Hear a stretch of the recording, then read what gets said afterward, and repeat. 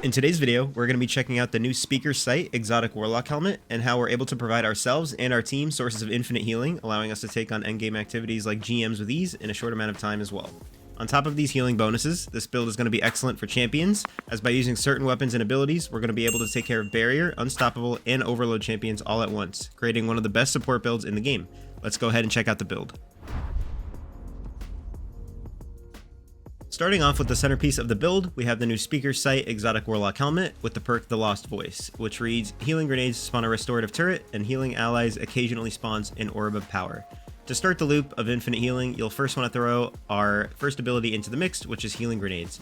This will turn into a healing turret when it is throwed, and as long as you stay grouped with your team, your grenades will recharge incredibly fast by bringing in our first fragment, which is Ember of Benevolence, which reads that applying Restoration, Cure, or Radiant, and we'll be using Restoration in this case, to allies grants increased grenade, melee, and class ability regeneration for a short time. As for the super of this build, we'll be using Song of Flame, and by throwing a healing turret before popping, we'll be granting our team increased damage resistance and healing, on top of all the other bonuses that the super gives to the wielder. It's just a no-brainer to use this over Well of Radiance in the current meta. To give our healing turrets an excellent boost, our first aspect is going to be Touch of Flame, which reads that your healing, solar, Firebolt, or fusion grenades have enhanced functionality. For healing grenades, which is what we're using in this build, it's going to improve the strength of cure and restoration effects applied, and consuming a healing grenade with heat rises also applies restoration to nearby allies. Now, let's get into some ways we can recharge our grenade even faster with this build. Starting off with our class ability, we're going to be using Phoenix Dive, and every time we use our Phoenix Dive, we're going to be automatically collecting all orbs of power around us that are dropping from weapon kills and from the Speaker Sight Exotic helmet. And by tying in armor mods like Powerful Attraction on our Bond and Innervation on our legs, that will feed straight back into our grenade healing turret ability regen. The combo with the spamming of Phoenix Dive, we're going to be bringing in our next aspect, which is Hellion. Hellion is an excellent turret that acts similar to an Arc Soul that throws solar mortars at enemies, and this actually brings in our first way to deal with champions. By hitting an unstoppable champion with one tag of the Hellion mortar, and following that up with an incinerator snap, we're going to be able to stun unstopped champions with an ignition. Next, we're going to be using Grenade Kickstart on our arms.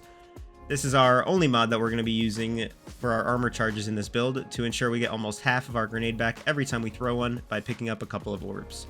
As for some additional mods on our arms, we have Impact Induction and Focusing Strike, which will grant us a grenade and Phoenix Dive energy by hitting enemies with our melee.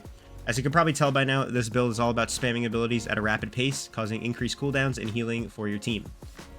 As the last bonus for grenade energy, this build will be dropping a ton of fire sprites by using some of our fragment choices that we'll go into next.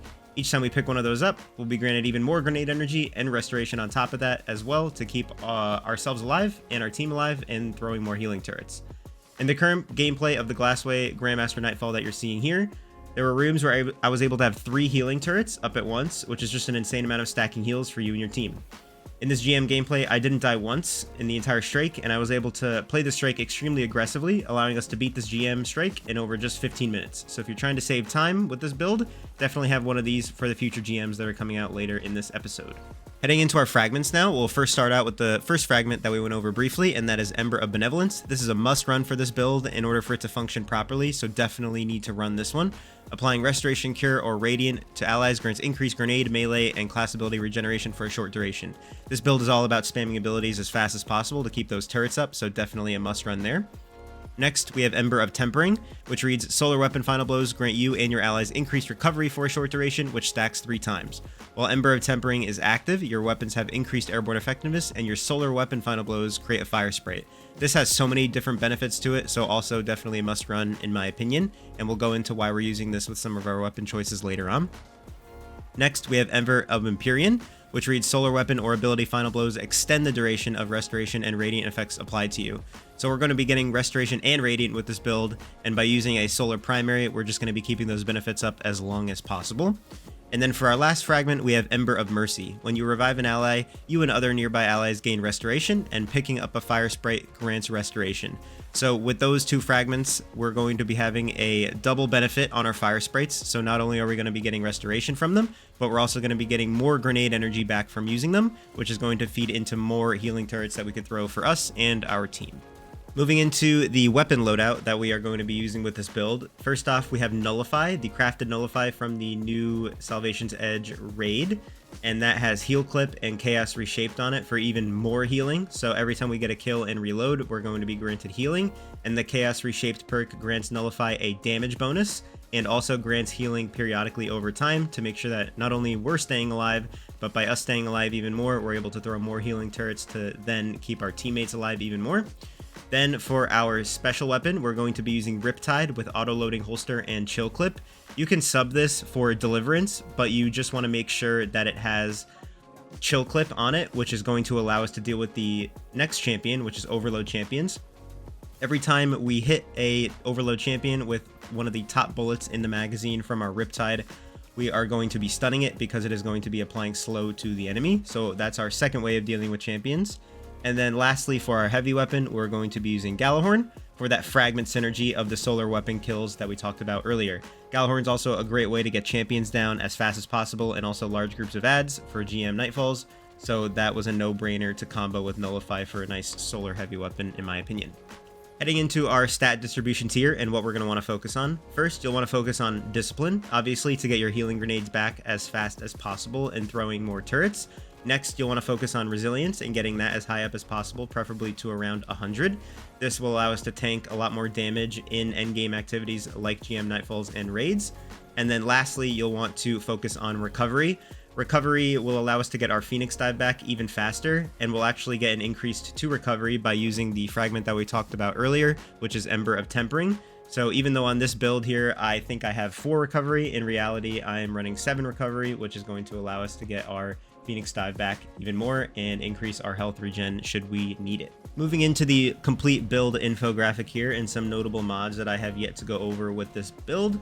First off, on our helmet, we are going to be using Harmonic Siphon for that Nullify and Gjallarhorn synergy, and also just to collect more orbs and feeding back into our healing turret. And we're also going to be using Heavy Ammo Finder and Heavy Ammo Scout for Gjallarhorn, and also spawning more heavy bricks for our team, also tying into that support build fantasy that this build does a great job at doing. Next, on our arms, we're going to be running Impact Induction and Focusing Strike. These mods both focus into our Incinerator Snap Melee, and every time we hit an enemy with the melee, we're going to be getting class ability and grenade energy back to throw more healing turrets and spam more Phoenix Dives. Next, on our chest piece, since this is a endgame PvE content build, we're going to be running all 3 damage resistances just to make sure that we could stay alive as much as possible. Next, on our legs, we have Innervation, Invigoration, and Stacks on Stacks to get the max armor charges as fast as possible.